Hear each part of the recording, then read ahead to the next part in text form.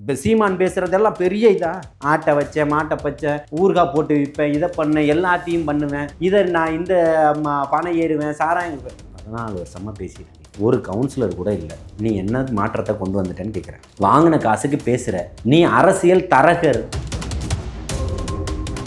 நண்பா very cool தான் தலைவர் தளபதியை பொறுத்த அளவுக்கு. இவரெல்லாம் ஒரு டார்கெட்டே கிடையாது. ஆளக்கூடியவனை எதிர்க்கிறார். நீங்கள் ஆளக்கூடியவன்ட்ட பொட்டியை வாங்கிக்கிட்டு குடும்பத்தோடு போய் உட்காந்து மாப்பிள்ளை சாரை பார்த்துட்டு நீங்கள் பொட்டியை வாங்கிட்டு நீங்கள் உங்களுடைய கொள்கையை மாற்றிக்கிட்டு நீங்கள் இன்றைக்கி ஒரு ரூட்டில் பயணம் பண்ணிக்கிட்டு இருக்கீங்க. பேரினவாதத்திற்கு துணை போனவரும் அமைதி படையை அனுப்புறன்ற பேரில் அங்கே அழித்ததும் காங்கிரஸோட நீங்கள் இன்னைக்கு ஒட்டு உறவாடிக்கிட்டு இருக்கீங்க. மக்களை சந்திச்சிங்களா இன்னைக்கு போய் முட்டுங்கன்ற போய் முட்டுங்க. எல்லாம் சந்திச்சுக்கிட்டு தானே இருக்காரு.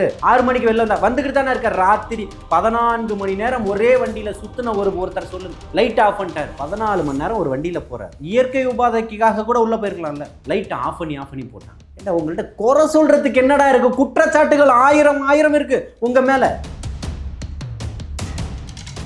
பெரியாரனுடைய கொள்கைகளை பேசிக்கிட்டு இருக்கிற அவங்க கூட சேர்ந்து தான் சுத்திட்டு இருந்தார். இவருக்காக காசு வாங்கக்கூடிய இடத்துல இன்னைக்கு வாய் திறமையை வச்சு பொழைச்சிக்கிட்டு இருக்கிறார். தன்னுடைய மனைவியோட போய் மாப்பிள்ளை சாரை பார்த்துட்டு வந்துட்டாரு. ஒரு மிகப்பெரிய ஒரு ஊடகவியலாளர் ஓப்பனா பேசுறாரு. உங்களுக்கு திராணி இருந்ததுன்னா நீங்க அது உண்மைன்னு மறுக்கப்பட்டால் நீங்க அவர் மீது வழக்கு தொடுங்க.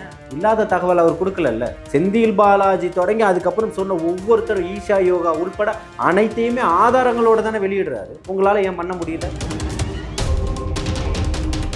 கிட்னி திருட்டுக்கு போய் உச்சநீதிமன்றத்தில் போய் தடை ஆணை வாங்க போறீங்களே, உங்களுக்கு வெக்கமா இல்லையா? இதுதான் திராவிடமா? அந்த டாக்டர் எவ்வளவு வெக்கமே இல்லாம ஒரு பேட்டி கொடுக்கிறார் பாருங்க. எங்க அப்பா வச்சிருக்கிற ரோல்ஸ் ராய்ஸ் 14 கோடி இந்த ஊர்ல இருக்கக்கூடிய அத்தனை பேர் கிட்னி அறுத்தா கூட நான் அந்த கார் வாங்க முடியாதுன்றாரு. அப்போ உன்னுடைய நோக்கம் கார் வாங்குறதுல தான் இருக்கு. இந்த திமுகவை ஆதரிக்கக்கூடியவனாக இருந்தா திமுக பக்கம் நின்று பிஜேபியை எதிர்ப்பார்கள். பிஜேபி ஆதரிக்கக்கூடியவர்களாக இருந்தா அந்த பக்கம் இருந்து திமுக எதிர்ப்பாங்க. ஒரே நிலைப்பாட்டில இருந்து 2 பேரையும் எதிர்க்கக்கூடிய ஒரே மகன் தலைவர் தளபதி மட்டும்தான். இதை ஒத்துக்குங்க. மறுக்க முடியுமான்னு கேட்க. உங்களை மாதிரி மறைமுக கூட்டாளியா இல்ல. கக்கூஸ்ல ஊழல் 1000 கோடி காணாம போச்சு. டாஸ்மாக் ஊழல் காணல் நீராயிடுச்சு. ஐபி வீட்டுல பெரிய ரைடு நடந்துகிட்டு இருக்கு. உடனே முதல்வர் டெல்லி பயணம்.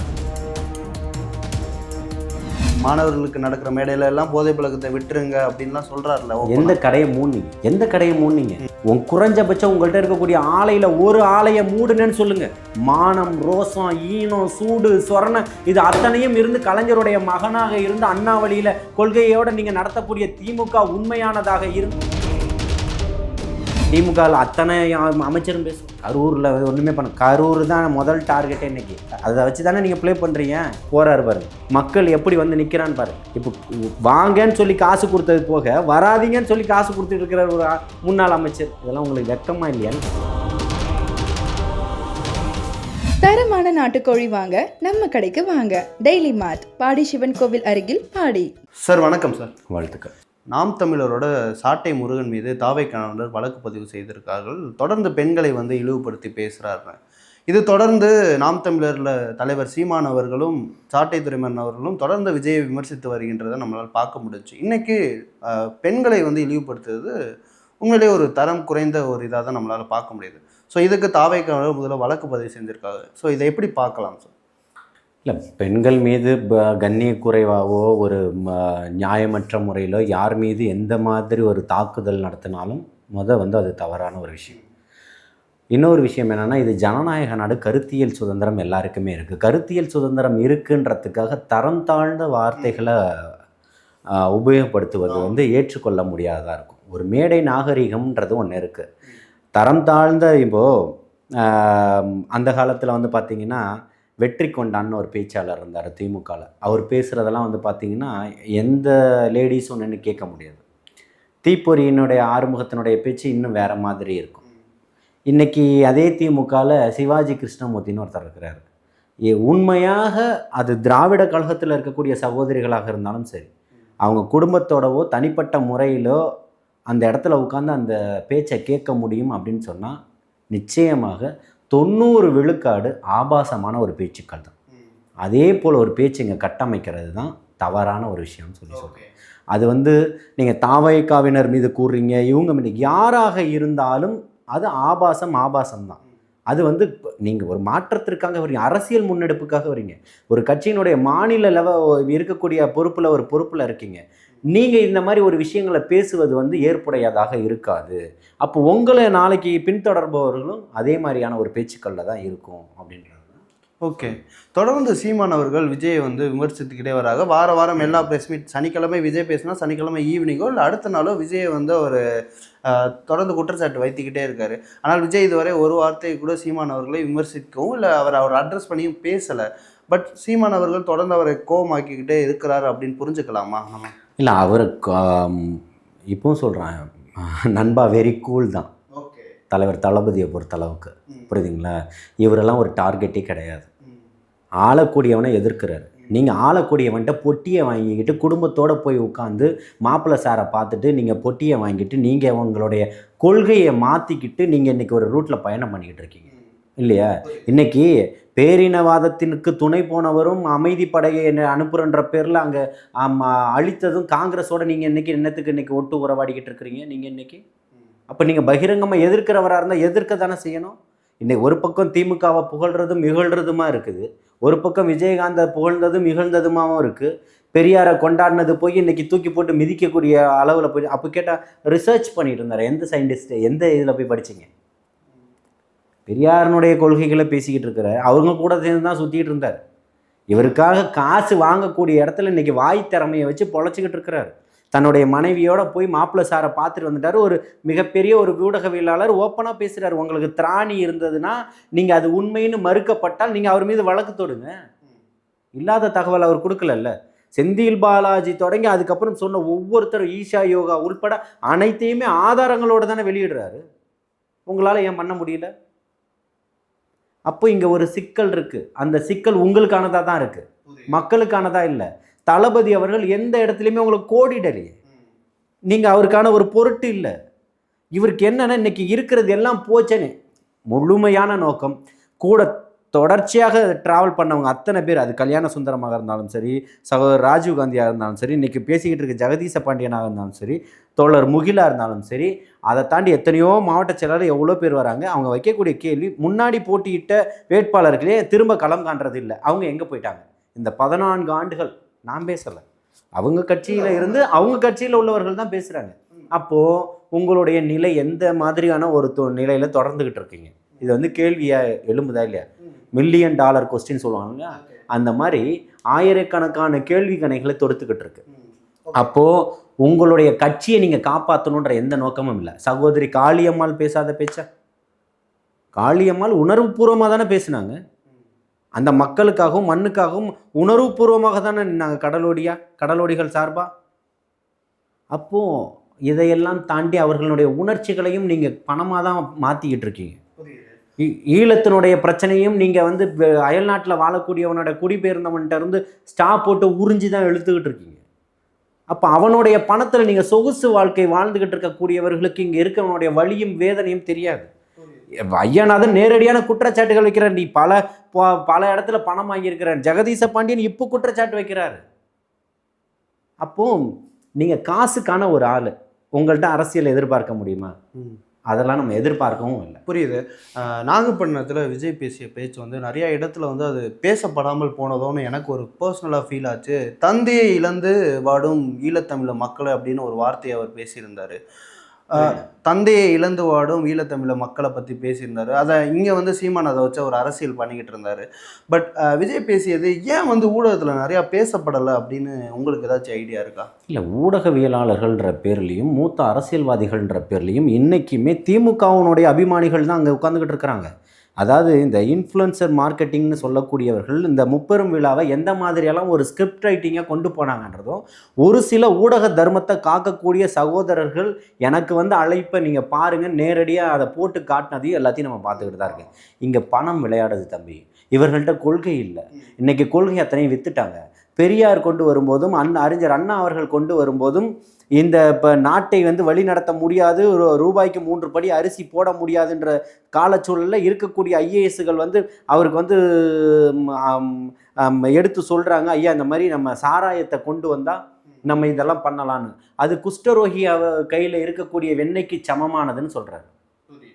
அப்பேற்பட்ட அண்ணாவனுடைய கொள்கையில் இன்னைக்கு அண்ணாவனுடைய இதயத்தை இரவலாக பெற்ற கருணாநிதி தான் கொண்டு வந்தார். இந்த அம்மா அதை வந்து டாஸ்மாகாக மாற்றினாங்க. நீங்கள் அதை எல்லாத்தையுமே கரூர் கம்பெனிக்காரங்க என்ன பண்ணிட்டாங்க, மைசூரில் இருக்கிறவனுக்கும் பெங்களூரில் இருக்கிறவனுக்கும் இங்கே பார் எடுத்து வச்சுருந்தாங்க. இது இவர்களுடைய அஜெண்டாவாக இருக்குது. இன்றைக்கி கொள்கை காணாமல் போயிடுச்சு. இவர்கள் வாங்கக்கூடிய அன்னைக்கு தெருதோறும் போய் திண்ணைதோறும் உட்காந்து கட்சி இது பண்ணிச்சு அது பண்ணிச்சுன்றதை சொல்லி வாக்குகள் கேட்டாங்க. இன்னைக்கு கொள்கை இல்லை, அதனால சாராயம் இருக்குது, சாராயத்தை வச்சு வாக்குகள் கேட்குறேன். திமுக மேலும் தொடர்ந்து விஜய் அவர்கள் விமர்சனம் வச்சுக்கிட்டே இருக்காரு. ஆனால் திமுக அவர்கள் கடைசியாக ஒரு 3 மாதத்துக்கு முன்னாடி பஞ்சாபோட முதலமைச்சர் இங்கே வந்து காலை உணவு திட்டத்தை வந்து இங்கே தொடங்கி வைக்கிறார். நேற்று வந்து தெலுங்கானா முதல்வர் ரேவந்த் அவர்கள் வந்து கல்வியில் சிறந்த தமிழ்நாடு அப்படின்ற ஒரு நிகழ்ச்சியில் வந்து பங்கு பெறார். ஸோ தமிழ்நாடு வந்து எல்லா மாநிலங்களுக்கும் முன்னோடியாக திகழ்கிறதுன்னு திமுக தொடர்ந்து விழா நடத்திக்கிட்டு இருக்கா. ஆனால் நீங்கள் திமுக மேலே வெறும் குற்றச்சாட்டையே வைத்துக்கிட்டு 4.5 ஆண்டுகள் எங்கே போச்சு இந்த விழாக்கள் எல்லாம்? 4.5 ஆண்டுகள் எங்கே போச்சு இந்த கல்வி கட்டமைப்புகள் எல்லாம்? கடந்த கல்வி ஆண்டை விட 1.5 லட்சம் மாணவர்கள் குறைவு. ஒத்துக்கிறீங்களா? உயர்கல்வியில் அதிகமாக இருக்கான்னு சொல்லியிருக்காங்க நேற்று. பள்ளி கல்வியில் ஏன் குறைஞ்சிது? கல்வி கல்வியில் குறையாமல் உயர்கல்வியில் நீங்கள் இடம் கொடுக்குறீங்க, அதனால வந்துடுறான். எல்லாருமே பள்ளியில் படிக்கும்போது தனியார்லையும் அரசாங்கத்தை இதை பயன்படுத்திக்கணும்னு வரும்போது ஏன் பள்ளி கல்விகள் துறையிலையுமே வந்து அதை சேரணுமா இல்லையா? அரசு பள்ளிக்கூடங்களில். அப்போ அதுக்கான கட்டமைப்புகள் நீங்கள் வச்சுக்கலன்னு தானே அர்த்தம். நான் இவங்களுடைய வேலைகள் என்னன்னு கேட்டிங்கன்னா, ஏன் இங்கே பாலியல் வன்புணர்வு நடந்துருச்சுன்னா அது தவறுன்னு ஒத்துக்க மாட்டாங்க. போன மாநிலத்தில் அந்த மாநிலத்தில் பாருங்கள் அங்கே அதிகமாக இருக்குது, இந்த மாநிலத்தில் பாருங்கள் அதை விட அதிகமாக இருக்குது, நம்ம மாநிலத்தில் குறைவாக இருக்குன்னு தான் சொல்லுவாங்க. ஆமாம், நடந்தது தவறுன்னு சொல்ல மாட்டாங்க. திருட்டுகளும் இது ஆக்ஷன் உடனே எடுக்கிறாங்கல்ல. என்ன ஒரு குற்றச்சாட்டு நடக்கும்போதும் ஆசிபாக்கு என்ன நீதி கொடுத்தீங்க? ஃபெனிக்ஸ் ஜெயராஜனுடைய வழக்கில் இன்னைக்கு வரைக்கும் எந்த நீதியுமே வரல. கேட்டால் நீதிமன்றத்தில் இருக்குன்னு சொல்ல போகிறீங்க, அதானே சொல்ல போகிறீங்க. அதிமுகவில் நீதிமன்றத்தில் இருக்குன்னு சொல்ல போகிறீங்க. கிட்னி திருட்டுக்கு போய் உச்ச நீதிமன்றத்தில் போய் தடை ஆணை வாங்க போகிறீங்களே, உங்களுக்கு வெக்கமா இல்லையா? இதுதான் திராவிடமா? இதுதான் சமூக நீதியா? முறைகேடு. அதான் இதுக்கு இப்போ உங்கள் வீட்டில் வந்து நான் திருடிக்கிட்டு வந்துட்டா அது முறைகேடா? திருட்டு இல்லையா? மனித அந்த டாக்டர் எவ்வளோ வெக்கமே இல்லாமல் ஒரு பேட்டி கொடுக்குறாரு பாருங்க. எங்கள் அப்பா வச்சிருக்கிற ரோல்ஸ் ராய்ஸ் 14 கோடி, நான் இதில் கிட்னி விற்று சம்பாதிச்சது 2 கோடி, இந்த ஊரில் இருக்கக்கூடிய அத்தனை பேர் கிட்னி அறுத்தா கூட நான் அந்த கார் வாங்க முடியாதுன்றார். அப்போ உன்னுடைய நோக்கம் கார் வாங்குறதுல தான் இருக்கு,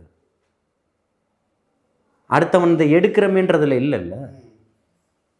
இதை வந்து ஒரு பேச்சா நீ பேசுகிற, நீ ஒரு சட்டமன்ற உறுப்பினர், இன்னும் இந்த நடவடிக்கை எடுக்கிறதுக்கு கையால் ஆகாமல் இருக்குது இந்த திராவிட அரசு. ஆனால் தொடர்ந்து பல நடிகர்கள் இயக்குநர்கள் வந்து நேற்று அவ்வளோ பாராட்டுறாங்க. அதை தான் சொல்கிறேன். இப்போ உங்களுக்கு வந்து பள்ளியில் படிக்கக்கூடிய பிள்ளைகளை கூப்பிட்டு பேச வைக்கணும். அவங்க வந்து சினிமா ஸ்கிரிப்ட் ரைட்டிங் தான், புரியுதுங்களா? விஜய் அப்படி தானே விமர்சிக்கிறாங்க. அவரும் ஸ்கிரிப்ட் ரைட்டிங். என்ன ஸ்கிரிப்ட் ரைட்டிங் கொடுங்கன்ற எந்த நடிகர் வந்து இங்கே பேசிட்டாங்க? ஒற்றை தலைமையில் ஒத்தையாளாக நிற்கிறாரு.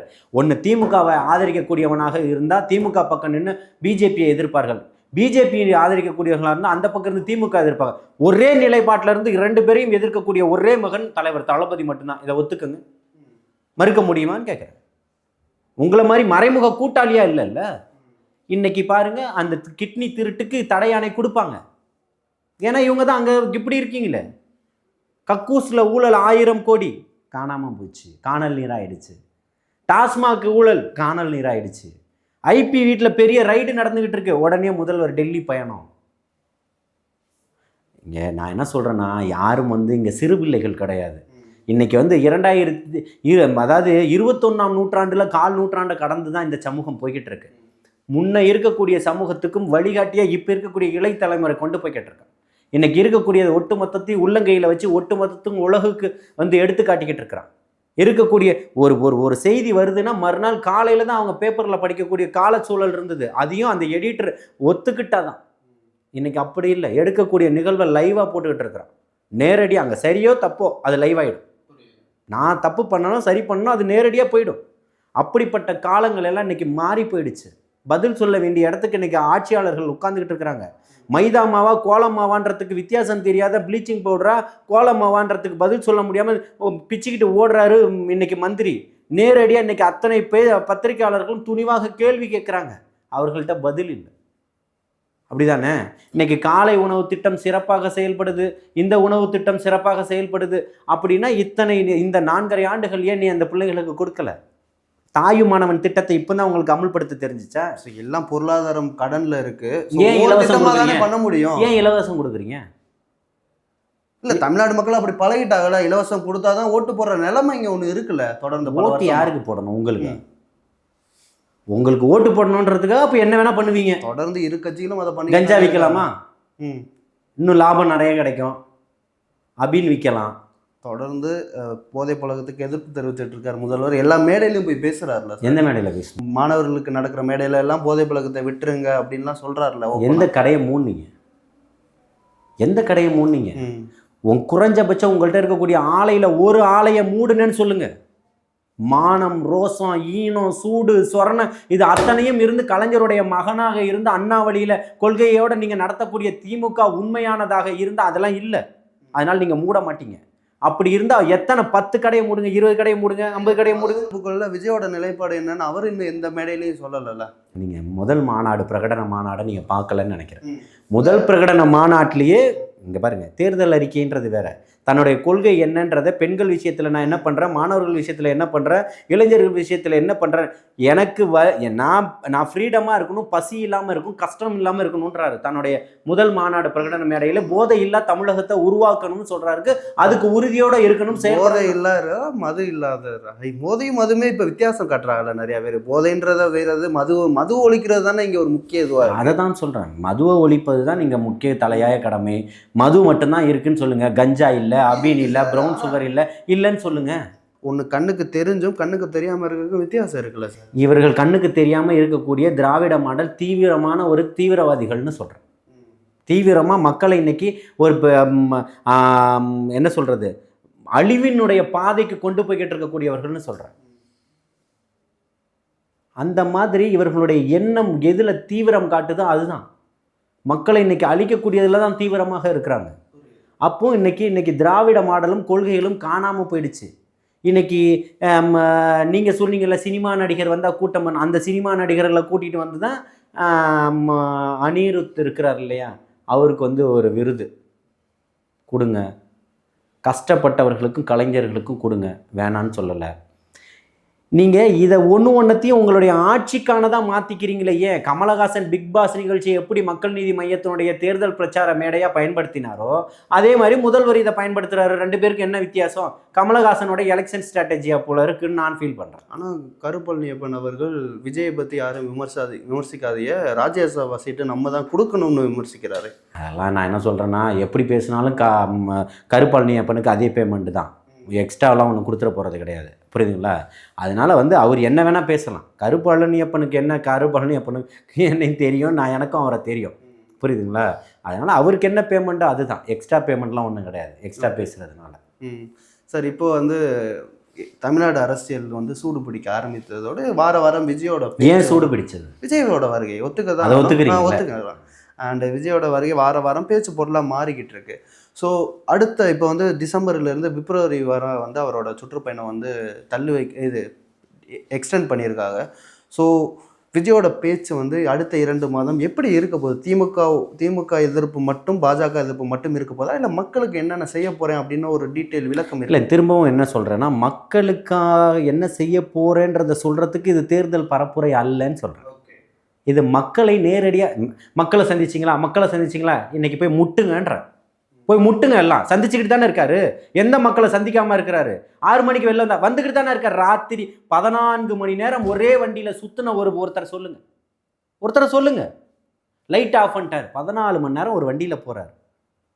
ஒரு 5 நிமிஷம் உள்ள, அதாவது இயற்கை உபாதைக்காக கூட உள்ளே போயிருக்கலாம்ல, லைட்டை ஆஃப் பண்ணி போட்டாங்க. ஏண்டா, உங்கள்கிட்ட குறை சொல்கிறதுக்கு என்னடா இருக்குது? குற்றச்சாட்டுகள் 1000 இருக்குது உங்கள் மேலே. விமர்சனங்கள் மட்டும்தான் இவரை பண்ண முடியும். உங்கள் மேலே குற்றச்சாட்டுகள் பல 1000 இருக்குது, பல 1000 கோடிகளுக்கு இருக்குது. இவர் மேலே விமர்சனம் மட்டும் தானே பண்ணு. தரமான விமர்சனம் பண்ணுங்க. தரம் தாழ்ந்த விமர்சனத்தை ஏன் பண்ணுறீங்க? அரசியல் கருத்தாளுமையாக வாங்க மோதுவோம். இப்போ சீமான் பேசுகிறதெல்லாம் பெரிய இதா? ஆட்டை வச்சேன், மாட்டை பச்சேன், ஊறுகாய் போட்டு விற்பேன், இதை பண்ணேன், எல்லாத்தையும் பண்ணுவேன், இதை நான் இந்த பணம் ஏறுவேன், சாராயம் இருப்பேன். 14 வருஷமாக பேசிகிட்டு இருக்கீங்க. ஒரு கவுன்சிலர் கூட இல்லை. நீ என்ன மாற்றத்தை கொண்டு வந்துட்டேன்னு கேட்குறேன். வாங்கின காசுக்கு பேசுகிற நீ அரசியல் தரகர். நாஞ்சில் சம்பத்து சொல்கிறாரு, இவன் அரசியல் தரகு வேலை பார்க்கக்கூடியவன் சொல்கிறாரு.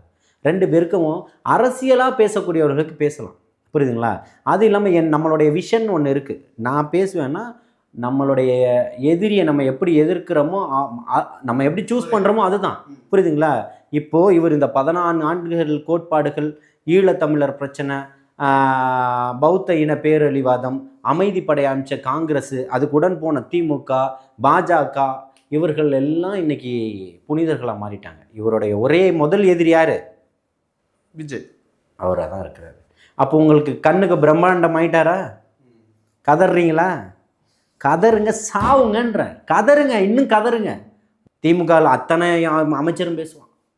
கரூரில் ஒன்றுமே கரூர் தான் முதல் டார்கெட்டே இன்னைக்கு. அதை வச்சு தானே நீங்கள் ப்ளே பண்ணுறீங்க. போகிறாரு பாருங்க, மக்கள் எப்படி வந்து நிற்கிறான்னு பாருங்க. இப்போ வாங்கன்னு சொல்லி காசு கொடுத்தது போக வராதிங்கன்னு சொல்லி காசு கொடுத்துட்டு இருக்கிற ஒரு முன்னாள் அமைச்சர். இதெல்லாம் உங்களுக்கு வெக்கமா இல்லையான்னு கேட்குறேன். மக்கள் இன்னைக்கு உணர்வுபூர்வமாக சந்திச்சுக்கிட்டு இருக்கிறார். உங்கள் வீட்டில் ஒவ்வொருத்தருடைய ஹார்ட்லேயும் உட்காந்துக்கிட்டு இருக்கிறார். மாற்றம் வேணும்னு மக்கள் நினச்சிட்டாங்க. இங்கே காட்சிகள் மாறிடுச்சு.